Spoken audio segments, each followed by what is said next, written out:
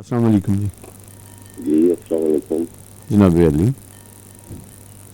जी। खालसा मौजूद है, गुफ्तगू हो रही थी जी। अपना अपना नाम जरा दस दियो पहले।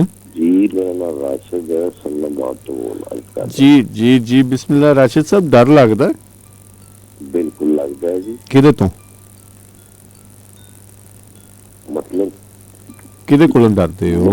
मुख्तलिफ वाकयात तो लगता है, रोज ही लगता है। ठीक हो गया। ਹੁਣ ਬੰਦਾ ਕਹੇ ਕਿ ਮੈਂ ਇੱਕ ਫਲਸਫਾ ਝਾੜਾ ਕਿ ਮੈਨੂੰ हाँ। ਅੱਲਾ ਤੋਂ ਲੱਗਦਾ ਹੈ हम्म हम्म ਜੀ। ਮੈਂ ਕਹਿੰਦਾ ਸਾਡੀ ਸੋਸਾਇਟੀ ਨੂੰ ਅੱਲਾ ਤੋਂ ਹੀ ਨਹੀਂ ਲੱਗਦਾ, ਬਾਕੀ ਸਾਰਿਆਂ ਤੋਂ ਡਰ बाकी ਲੱਗਦਾ। सारे तो लगता यही असल साडा सब तो वड्डा मसला ही है कि असीं हकीकत पसंद नहीं है। ਝੂਠ ਮਾਰੀ ਜਾਂਦੇ ਆ, ਘੱਟ ਤੋਲੀ ਜਾਂਦੇ ਆ, ਘੱਟ ਨਾਪੀ ਜਾਂਦੇ ਆ, ਗਬਨ ਕਰੀ ਜਾਂਦੇ ਆ, हाँ ਹੱਕ ਖਾਈ ਜਾਂਦੇ ਆ, हाँ ਮਿਲਾਵਟਾਂ ਕਰੀ ਜਾਂਦੇ ਆ, हाँ ਲੂਟ ਖਸੂਟ ਕਰੀ ਜਾਂਦੇ ਆ। हाँ ਤੇ ਡਰ ਅੱਲਾ ਕੋਲੋਂ ਲੱਗਦਾ।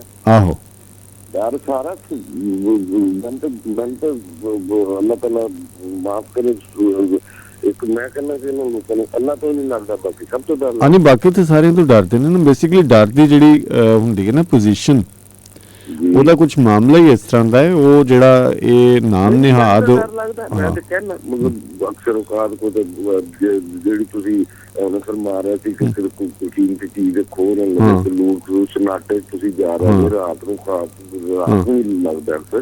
ਹੁਣ ਤੇ ਘਰੋਂ ਨਿਕਲੀਏ ਤੇ ਡਰ ਲੱਗਦਾ ਨਹੀਂ ਆਉਣਾ। हाँ हाँ हाँ बिल्कुल इसी तरह ਇਹ ਤਾਂ ਹੋ ਰਿਹਾ ਜੀ।